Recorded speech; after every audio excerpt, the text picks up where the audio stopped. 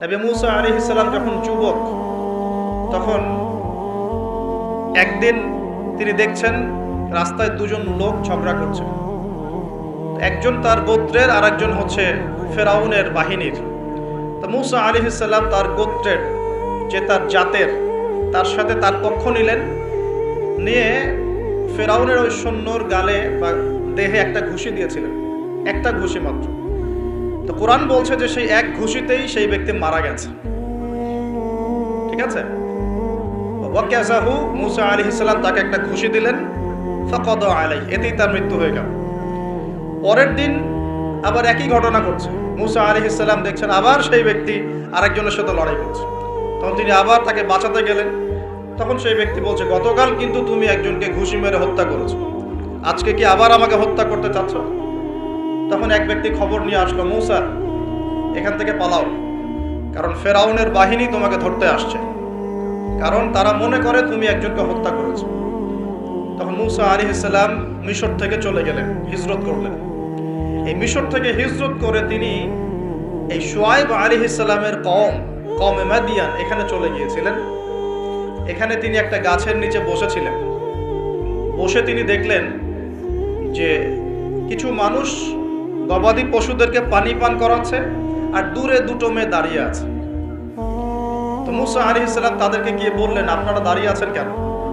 তখন সেই দুটো মেয়ে মুসা আলাইহিস সালামকে বললেন যে আমরা দুর্বল, যতক্ষণ না তারা তাদের পশুদেরকে পানি পান করিয়ে চলে যাচ্ছে ততক্ষণ পর্যন্ত আমরা পানি পান করাতে পারি না।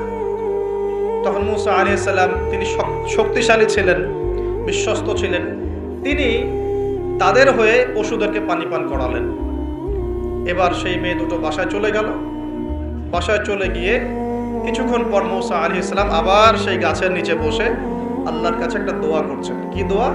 আল্লাহ পাক কোরআনে বলছেন, নবী মুসা আলাইহিস সালাম বলেছিলেন, রব্বি, হে আমার রব, ইন্নী লিমা আনজালতা ইলাইয়া মিন খায়রিন ফাকির। হে আল্লাহ, তুমি আমার প্রতি যে নেয়ামত বর্ষণ করবে, তুমি আমার উপর যে অনুগ্রহ বর্ষণ করবে, আমি তার জন্য ভিখারি হয়ে বসে আছি। বলেন সুবহানাল্লাহ।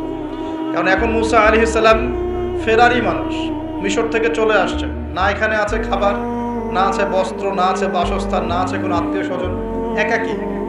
তখন তিনি গাছের নিচে বসে এই দোয়া করছেন, রব্বি ইন্নী লিমা আনজালতা ইলাইয়া মিন খায়রিন ফাকির। হে আল্লাহ, আমার উপর তুমি যে নিয়ামতগুলো দিবে এর জন্য আমি ভিখারি হয়ে বসে আছি। সুবহানাল্লাহ। ঠিক ওই সময় ওই দুই মেয়ের একজন মেয়ে হেঁটে হেঁটে মুসা আলাইহিস সালামের কাছে আসলেন, এবং তাদের হাঁটার বর্ণনা আল্লাহ পাক কোরআনে দিয়েছেন যে তারা লাজুক ভঙ্গিতে হেঁটে আসলেন। সেই মেয়ে লাজুক ভঙ্গিতে হেঁটে আসলেন। এখনকার মেয়েদেরকে এই হাঁটা কে শিখাবে যে মেয়েদেরকে লাজুক ভঙ্গিতে হাঁটতে হয়? লজ্জা শরম তো সেই কবে উঠে গেছে। তো একটা ভালো কাজ করার পরে মুসা আলাইহিস সালাম গাছের নিচে বসে আল্লাহর কাছে দোয়া করছেন। এই জন্য ভালো কাজের ওসিলা দিয়ে আল্লাহর কাছে দোয়া করতে হয়। এই যে আমরা দোয়া করতে চাই আল্লাহর কাছে, দোয়া করার বিভিন্ন সময় আছে, গুরুত্বপূর্ণ সময় আছে, পদ্ধতি আছে। পদ্ধতির সময় বুঝে দোয়া করলে ইনশাআল্লাহ দোয়া ডাইরেক্ট কবুল হবে ইনশাআল্লাহ। আর তিনটা জিনিস খেয়াল রাখতে হবে। এক, ওই ইবাদত যেন আল্লাহ সন্তুষ্টির জন্য হয়। দুই, সেটা যেন নবী সাল্লাল্লাহু আলাইহি ওয়াসাল্লামের পদ্ধতি অনুযায়ী হয়। এবং তিন, আপনার রিজিকটা যেন হালাল থাকে। এই তিনটা বিষয় ঠিক থাকলে ইনশাআল্লাহ তাআলা দোয়া কবুল হবে ইনশাআল্লাহ। তো মুসা আলাইহিস সালাম দোয়া করলেন, সাথে সাথে ফল আসলো। ওই মেয়ে হেঁটে হেঁটে চলে আসলেন, এসে বললেন, আমার বাবা আপনাকে ডাকছেন, আমার বাবা আপনাকে ডাকছেন। এই কথার অর্থ যারা অ্যাডাল্ট তারা বুঝতে পারবেন। এখন মুসা আলাইহিস সালাম তার সাথে গেলেন, গিয়ে দেখলেন তার বাবা হচ্ছেন একজন নবী, যার নাম হচ্ছেন শুআয়ব আলাইহিস সালাম। যার কথা বলছেন তার বাবার নাম কি?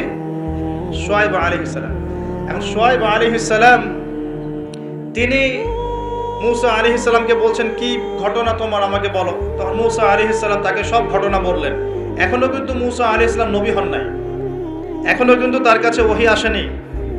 ঠিক আছে, এখন তিনি তার ঘটনা খুলে বললেন যে আমি বনু ইসরাইলের মানুষ, ফেরাউনের ঘরে বড় হয়েছি, একদিন রাস্তায় ঘটনা ঘটলো, তারপরে আমাকে তারা ধাওয়া করে আজকে এই জায়গায় আমি চলে আসলাম।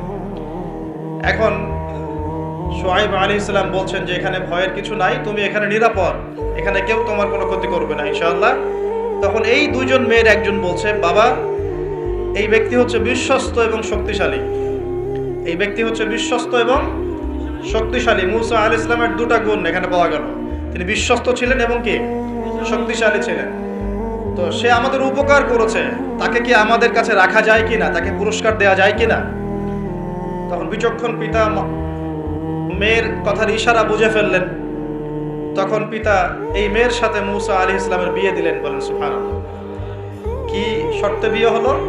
8 বছর শুআয়ব আলাইহিস সালামের যে আপনার কাজ করতে হবে, মানে খামার, শুআয়ব আলাইহিস সালামের যে প্রজেক্ট আছে সেখানে 8 বছর শ্রম দিতে হবে, চাকরি করতে হবে। 8 বছর দেখাশোনা করতে হবে তার প্রপার্টিজ দেখাশোনা করা মানে কি? সব দেখভাল করা, ভালো মন্দ দেখাশোনা করা। তার ছিল ক্ষেত, ছিল জমি জমা, ছিল আপনার গবাদি পশু ছিল, এগুলো দেখাশোনা করতে হবে। তো মুসা আলাইহিস সালামকে শর্ত দিচ্ছেন 8 বছর আমার এখানে কাজ করতে হবে, আর তুমি যদি 2 বছর বেশি করো, 10 বছর পূর্ণ করতে পারো, এটা তোমার বিষয়। আর এই ওয়াদা আমার আর আল্লাহর মাঝখানে, তোমার আমার আল্লাহর মাঝখানে থাকবে। তো মুসা আলাইহিস সালাম রাজি হলেন এবং তিনি সেখানে থাকতে লাগলেন। তো পরবর্তীতে মুসা আলাইহিস সালামের কাছে নবুয়ত আসলো যখন তুর পাহাড়ে তিনি আগুন দেখতে পেলেন। তিনি সেখানে গিয়ে আগুন খুঁজছেন, আর তুর পাহাড়ের ডান দিক থেকে আল্লাহ রাব্বুল আলামিন আওয়াজ দিলেন, ইয়া মুসা, হে মুসা, ফাখলা'না আলাইক, তোমার জুতা খুলে আসো, ইন্নাকা বিল ওয়াদিল মুকাদ্দাস তুয়া, তুমি এখানে পবিত্র একটা জায়গায় এসেছো। মুসা আলাইহিস সালাম তো ভয় পেয়ে গিয়েছিলেন। আল্লাহ রাব্বুল আলামিন তাকে ওহী করলেন, তুমি নবী, আমার কাছে রাসূলরা ভয় পায় না, তোমার হাতে ওটা কি? মুসা আলাইহিস সালাম বলছেন, আমার হাতে লাঠি। কি করো লাঠি দিয়ে? মুসা আলাইহিস সালাম বলছেন, লাঠি দিয়ে আমি এই যে আমার গবাদি পশু এগুলোকে তাড়াই, গাছের পাতা পাড়ি ইত্যাদি। আল্লাহ পাক বলছেন, লাঠি ছুঁড়ে মারো। লাঠি ছুঁড়ে মারার সাথে সাথেই এটা একটা বড় অজগর হয়ে গেল, এবং মুসা আলাইহিস সালাম এটা দেখে পিছনে দৌড় দেওয়া শুরু করলেন। তখন আল্লাহ পাক ডেকে বললেন, ভয় পেও না, আমার কাছে যারা মুরসালিন রাসূলগণ ভয় পায় না, তোমার হাতটা বগলের নিচে ঢোকাও। মুসা আলাইহিস সালাম হাত নিয়ে এই বগলের নিচে দিলেন, এবার বের করলেন, দেখলেন হাত দিয়ে আলো বের হচ্ছে। এরপরে আল্লাহ পাক তাকে নবুয়ত দিলেন, যাও ফেরাউনের কাছে। কোন ফেরাউন? যেখান থেকে তুমি পালিয়ে এখানে এসেছো, ফেরাউনের কাছে গিয়ে ইযহাব ইলা ফিরআউন ইন্নাহু তাগা, ফেরাউনের কাছে যাও, গিয়ে বলো যে সে সীমা লঙ্ঘন করেছে। কি সীমা লঙ্ঘন সেটা আমরা পরে দেখবো ইনশাআল্লাহ। আমরা মোটামুটি জানি ফেরাউন সম্পর্কে। সে কন্যা সন্তানদেরকে জীবিত রাখত, পুত্র সন্তানদেরকে হত্যা করত, বনু ইসরাইলকে বিভক্ত করে শাসন করত, জুলুম করত, এবং তার সবচেয়ে বড় অপরাধ হচ্ছে সে নিজেকে খোদা দাবি করেছে। সে বলেছে, আনা রাব্বুকুমুল আ'লা, আমি তোমাদের মহান রব। তো সে সীমা লঙ্ঘন করেছে, নাউযুবিল্লাহ। তো আল্লাহ পাক মুসা আলাইহিস সালামকে তার কাছেই পাঠাচ্ছেন, ফেরাউনের কাছে যাও, দাওয়াত পেশ করো। মুসা আলাইহিস সালাম বলছেন, আল্লাহ, আমার তো জিহ্বায় জড়তা আছে, রব্বি ইশরাহ লি সাদরি, আল্লাহ আমার বক্ষটাকে প্রশস্ত করে দেন, মানে আমাকে সাহস দেন। ওয়া ইয়াসসির লি আমরি, আমার কাজকে সহজ করেন। ওয়াহলুল উকদাতাম মিন লিসানি, আমার জড়তা, জিহ্বার জড়তাগুলো দূর করে দেন। ইয়াফকাহু কওলি, যাতে মানুষ আমার কথা বুঝতে পারে, আর আমার ভাই হারুন আমার চেয়ে ভালো কথা বলতে পারে। আল্লাহ হারুনকেও নবুয়ত দান করুন। আল্লাহ পাক হারুন আলাইহিস সালামকেও নবুয়ত দান করলেন, এবং দুজনকে বললেন, ইযহাবা ইলা ফিরআউন, তোমরা দুজন এখন ফেরাউনের কাছে যাও, ইন্নাহু তাগা, ফাকুলা লাহু কাওলান লাইয়িনা, ফেরাউনের কাছে গিয়ে তার সাথে নম্র ভাষায় কথা বলবে, তাকে আল্লাহর দিকে দাওয়াত দিবে। যদি সে দাওয়াত কবুল না করে তখন তাকে শাস্তির ভয় দেখাবে, এবং সে যদি বিশ্বাস না করে তাহলে অজগর এবং হাতের এই যে মুজেজা, এই মুজেজাগুলো তোমরা দেখাবে। যাই হোক, তো মুসা আলাইহিস সালাম নবুয়ত পেয়েছেন শুআয়ব আলাইহিস সালামের আন্ডারে থাকার সময়। আমি তার কথা বলতে গিয়ে দেখে এসেছি। তো এই শুআয়ব আলাইহিস সালামের কওম ছিল কওমে মাদিয়ান। কি নাম ভাই? একটু বুঝবেন জিনিসটা। কওমে মাদিয়ান, তো এটা আসহাবুল আইকাও বলা হয়, তাদেরকে আসহাবুল আইকাও বলা হয়, কিন্তু এই জায়গাটার নাম ছিল কওমে মাদিয়ান উপত্যকা। এখন শুআয়ব আলাইহিস সালাম খুব চমৎকার একজন বাগ্মী ছিলেন। বাগ্মী বলতে যিনি খুব সুন্দর করে কথা বলতে পারেন। আছে না এমন কিছু মানুষ সমাজে যারা খুব সুন্দর করে কথা বলতে পারে? তো শুআয়ব আলাইহিস সালাম নবীদের মধ্যে চমৎকার করে কথা বলতে পারতেন, এবং তার সাথে যুক্তি তর্কে কেউ পারতো না।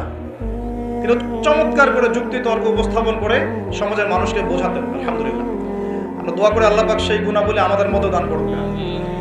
এখন তার কওমের সমস্যা ছিল কি? 1 নাম্বার সমস্যা ছিল, তার কওম আল্লাহর সাথে শিরক করত। 1 নাম্বার কি করতো ভাই? শিরক মানে হচ্ছে আল্লাহর একত্ববাদের সাথে অংশীদার সাব্যস্ত করা। মনে রাখবেন, তার কওম 1 নাম্বার কি অপরাধ করত? শিরক করত। 2 নাম্বার কুফর, শিরকের সাথে সাথে তারা কুফরি করত, আল্লাহ রাব্বুল আলামিন অনুগ্রহগুলোকে, নেয়ামতগুলোকে অস্বীকার করত। 3 নাম্বার, এই দুটোর পাশাপাশি ওদের অপরাধ ছিল যে তারা মাপে কম দিত। কি করত? মাপে কম দিত। 3 নাম্বার। 4 নাম্বার, ওরা অন্যের সম্পদ, মানুষের সম্পদ অন্যায়ভাবে 2 নাম্বারই করে লুটে পুটে খাইত। এই 4টা ছিল ওদের মেজর অপরাধ। কয়টা অপরাধ? এই 4টা ওর মারাত্মক মেজর অপরাধ। এখন আসেন এদের কি পরিণতি হলো সেটা বলার আগে আমরা এই পাপগুলো নিয়ে একটু আলোচনা করি। এই পাপগুলো নিয়ে একটু আলোচনা করি সংক্ষিপ্ত করে। মাদিয়ান কওমের সর্বপ্রথম অপরাধ ছিল তারা আল্লাহর সাথে শিরক করত, মানে আল্লাহ পাকের তাওহীদের সাথে অংশীদার সাব্যস্ত করত। এখন এই শিরকটা কিন্তু প্রত্যেক যুগেই নবীদের সময় হয়েছে, এবং আমাদের নবী মুহাম্মদ সাল্লাল্লাহু আলাইহি ওয়াসাল্লাম তার জামানাতেও কিন্তু আবু জেহেল, আবু লাহাব, উতবা, সায়বা এরা কিন্তু শিরক করেছে। এখন এই শিরকটাকে নবী সাল্লাল্লাহু আলাইহি ওয়াসাল্লাম খুব সহজ করে ভাগ করে দিয়ে গেছেন। আমরা যদি কোরআন এবং হাদিসটা ঘাটাঘাটি করি আমরা দেখব যে শিরকটা আসলে 3 প্রকার হয়। এই তাওহীদ এবং শিরকটা 3 প্রকার হয়। একটা হলো একত্ববাদ, যেমন 3 প্রকার হয়, শিরকও 3 প্রকার হয়। যেমন আল্লাহ পাকের তাওহীদ একত্ববাদ যেমন 3 ভাগে ভাগ করা যায়, শিরকটাকেও 3 ভাগে ভাগ করা যায়। যেমন তাওহীদকে আমরা ভাগ করি একভাবে, তাওহীদে রুবুবিয়ত, তাওহীদে উলুহিয়ত এবং তাওহীদে আসমা ওয়া সিফাত, এই 3 ভাগে আমরা ভাগ করি। ঠিক একইভাবে শিরকটাও 3 ভাগে হয়। একটা হচ্ছে আশিরকু ফিল আকীদা, বিশ্বাসের মধ্যে শিরক, আশিরকু ফিল আমাল, কাজের মধ্যে শিরক, আশিরকু ফিল লিসান আও আশিরকু বিল কওল, শিরক হচ্ছে আপনার কথার মধ্যে অথবা জবানের মধ্যে, মানে ভাষাগত শিরক, কর্মগত শিরক এবং আকীদাগত শিরক। আমি কি বুঝতে পারছি? এই 3টা সহজ করে দিলাম। শিরক এরকম 3 ভাগে ভাগ করা যায়। উদাহরণ দিলে পরিষ্কার হবে। যেমন বিশ্বাসগত শিরক, যেমন কোনো মানুষ যদি বিশ্বাস করে যে মহাবিশ্বের কোনো স্রষ্টা নাই, এই মহাবিশ্ব এমনি এমনি সৃষ্টি হয়েছে, এটা বিশ্বাসগত শিরক, তাই না? কেউ যদি বিশ্বাস করে যে আল্লাহ এই বিশ্বকে সৃষ্টি করেছেন কিন্তু আল্লাহর পাশাপাশি আরো ইলাহ আছে, নাউজুবিল্লাহ, এটাও হবে বিশ্বাসগত শিরক। কেউ যদি মনে করে যে আল্লাহ পর্যন্ত পৌঁছতে হলে আমাকে এই যে চন্দ্র, সূর্য, গ্রহ, নক্ষত্র, গাছপালা এগুলোর পূজা করতে হবে, শিরক, এটা হলো বিশ্বাসগত শিরক। ধরেন কেউ যদি মনে করে যে আল্লাহ বলতে কেউ নাই, নাস্তিকতায় বিশ্বাস করে যে কোনো ইলাহ নাই, এই মহাবিশ্ব বিগ ব্যাং থেকে সৃষ্টি হয়েছে, এটাও হবে কি? চিন্তাগত, আকীদাগত শিরক। কেউ যদি মনে করে যে আমার ভালো মন্দের মালিক আল্লাহ নয়, ভালো মন্দের মালিক আমি নিজে, কেউ যদি মনে করে, শিরক হবে। কেউ যদি মনে করে তাকদীর বা ভাগ্য বলতে কিচ্ছু নাই, আমি যা করব তাই পাবো, এমন মানুষ নাই, এটাও হবে আকীদাগত শিরক, কারণ আল্লাহ পাক তাকদীর রচনা করেছেন। কেউ যদি মনে করে যে কবরে শায়িত মৃত মানুষ আমাকে পরকালে বাঁচিয়ে দিবে, আমাকে পরকালে পুলসিরাত পার করিয়ে দিবে, বিশ্বাসগত শিরক হয়ে যাবে। কেউ যদি মনে করে যে অমুক ওসিলা মাধ্যম ধরলে আমি সন্তান লাভ করব, এটাও শিরক হবে। সন্তান দেওয়ার মালিক কে? কেউ যদি মনে করে আমি পরিশ্রম করি বলেই রিজিক প্রাপ্ত হই, শিরক হবে। আমি পরিশ্রম করি, কাজ করি, ব্যবসা করি, চাকরি করে বলেই 3 বেলা খেতে পারি, শিরক হবে। কে খাওয়ায়? কেউ যদি মনে করে যে আমি খুব রুটিন লাইফ লিড করি, ভালো মন্দ বেঁচে চলি, ভালো ভালো খাই, ব্যায়াম করি, এই কারণে আমি সুস্বাস্থ্যের অধিকারী, শিরক হবে। সুস্বাস্থ্য দিয়েছেন কে? কেউ যদি মনে করে যে আমার হাতে একটা আংটি আছে, এই আংটি খুলে ফেললে আমার রোগ হবে, এটা হবে বিশ্বাসগত শিরক। কেউ যদি মনে করে আংটিটা খুলে ফেললে আমার রোগ বেড়ে যাবে, অথবা আংটি খুলে ফেললে আমি মারা যাব, আমার কোনো ক্ষতি হবে, বিশ্বাসগত শিরক। কেউ যদি মনে করে ভালোগুলো সব আল্লাহর পক্ষ থেকে আসে আর খারাপগুলো শয়তানের পক্ষ থেকে আসে, এটাও শিরক। কারণ ভালো মন্দ দুটোই কার পক্ষ থেকে আসে? আল্লাহর পক্ষ থেকে। চুল আঁচড়াচ্ছেন, চিরুনিটা হাত থেকে পড়ে গেল। কেউ যদি মনে করে এখন মেহমান আসবে বাসায়, এটা হবে একটা শিরক। বাসা থেকে বের হয়েছেন, হঠাৎ করে হোঁচট খেলেন, এই কাপড়টা আটকে গেল, আপনি মনে করছেন হয়তো বাইরে গেলে কোনো অমঙ্গল অকল্যাণ হতে পারে, বিশ্বাস করলেই শিরক। কেউ যদি মনে করে যে রাস্তার পাশে লোক বসে আছে টিয়া পাখি নিয়ে, ও আমার ভাগ্য বলতে পারে, বিশ্বাস করলে শিরক। কেউ যদি পত্রিকা খুলে দেখে রাশি ফলে লেখা আছে তুমি সিংহ রাশি, তোমার তোমার আজকের দিনটা এমন যাবে, বিশ্বাস করলে শিরক হবে। কেউ যদি হাত দেখায় জ্যোতিষীকে, দেখিয়ে বলে যে আমার ভবিষ্যৎ বলে দেন, আমার কয়টা বিয়ে হবে, কয়টা বাচ্চা হবে, কেউ যদি বিশ্বাস করে তাহলে শিরক হবে। এরকম অসংখ্য শিরক হতে পারে, আমি বলে শেষ করতে পারবো না, যেগুলো মানুষের চিন্তার সাথে সম্পৃক্ত। কিসের সাথে সম্পৃক্ত?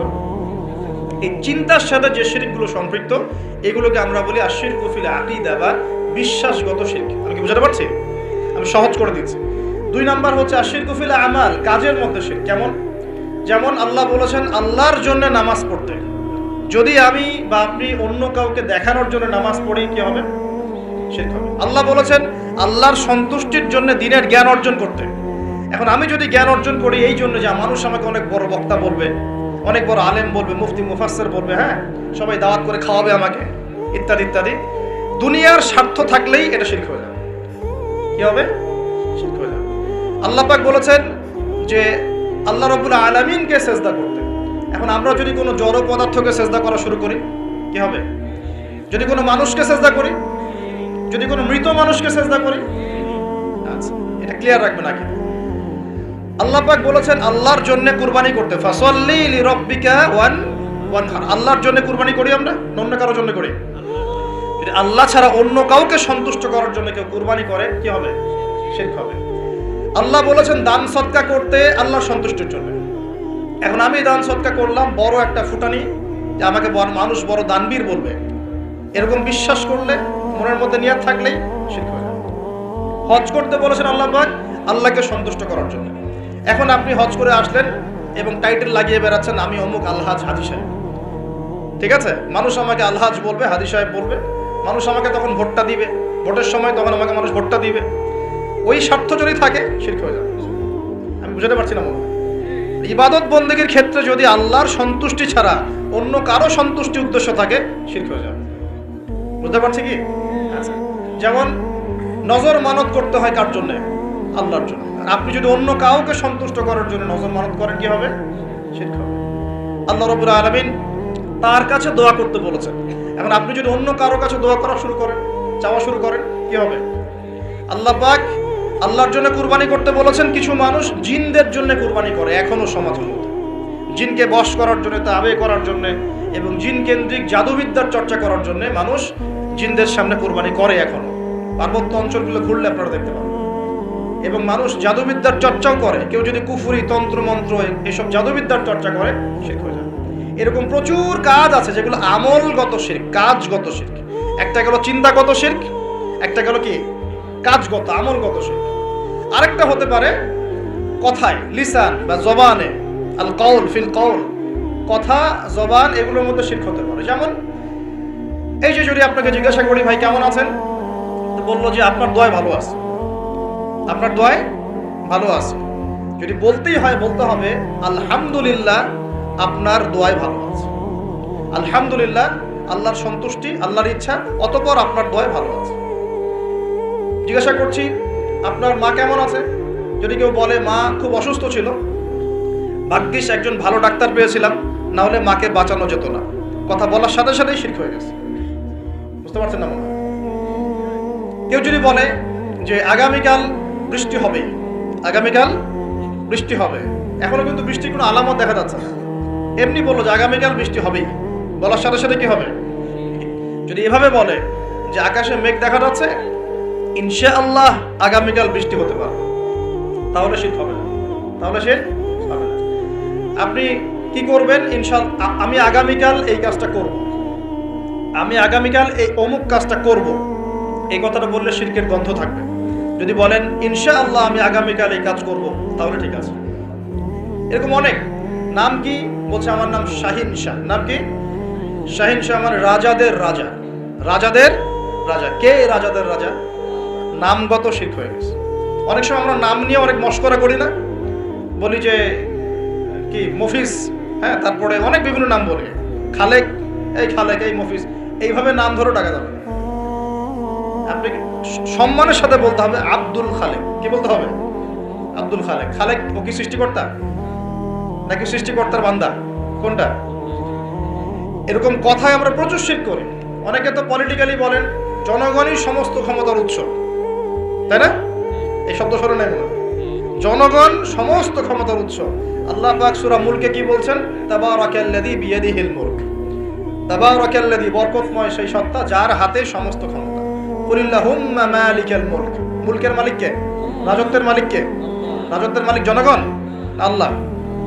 যদি আল্লাহ রাব্বুল আলামিনের বিধিবিধানগুলোকে, আল্লাহ পাকের বিধিবিধানগুলোকে কেউ মনে করে যে না এই বিধিবিধানগুলো এখন চলে না, আগে চলতো, এটা বলার সাথে সাথে শিরক হয়ে গেছে। বুঝতে পারছেন না? আল্লাহ পাকের বিধিবিধানগুলো এখন চলে না, আগে চলতো, ওই যুগে চলতো, এই যুগে চলে না, বলার সাথে সাথে শিরক হয়ে গেছে। কেউ যদি এই যে ইসলাম নিয়ে ঠাট্টা মশকরা করে, এই এরা তো মৌলবাদী, এরা তো ধর্মান্ধ লোকজন, এই যে টিটকারি মশকারি, এই টিটকারি মশকরা করার সাথে সাথেই শিরক হয়ে গেছে। আল্লাহ পাক সূরা তওবায় বলেছেন এটা কুফরিও হয়েছে, শিরকের সাথে সাথে কুফরিও হয়েছে। এরকম অনেক ব্যাপার আছে। আমরা বলি যে আমরা যা বিধান দিচ্ছি এই বিধান আল্লাহর বিধানের চাইতে ভালো, এরকম কেউ মনে করলে বললেই শিরক হয়ে যাবে, শিরকের সাথে কুফরিও হয়ে যাবে, দুটোই হয়ে যাবে। যদি বলে না আল্লাহর বিধানের চেয়ে বেশি ভালো না, কিন্তু আল্লাহর বিধানের সমান, সমান বললেও শিরক হয়ে যাবে, কুফরি হয়ে যাবে। আমি কি বুঝাতে পারছি ভাই? মানে কথার মধ্যে প্রচুর শিরক করি আমরা, প্রচুর শিরক করি। সবচেয়ে মারাত্মক এই হচ্ছে শিরকের পাপ। কারো আমল নামায় যদি শিরকের পাপ না থেকে অন্য যে কোনো পাপ থাকে, আল্লাহ তার নবীকে ওয়াদা করেছেন সেই পাপ মাফ করে দেবেন।